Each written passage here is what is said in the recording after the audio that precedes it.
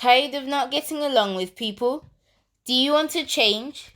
Let's consider some examples. Chris is loved by everyone. What skills has Chris got that made him get along with people? On the other hand, Sam is sad that everyone hates him. Everyone can get along with people. However, some simple skills are needed. First simple skill is listen to people. People only want to talk about themselves. Selfish, right? But this is human nature. I love this lady, Sam said. She's the only one that listens to me. I feel relieved.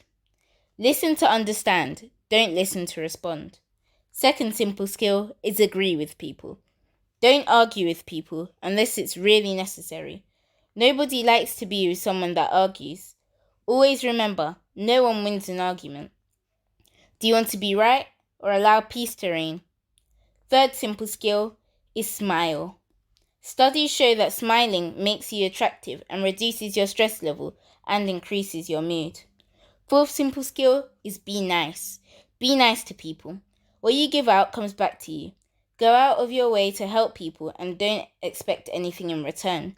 And watch things turn around good in your favor. Practice this skill daily and change your lives for the better. The easy way is to create your own happiness and don't wait for people's validation. Thank you for watching. Comment, share and subscribe.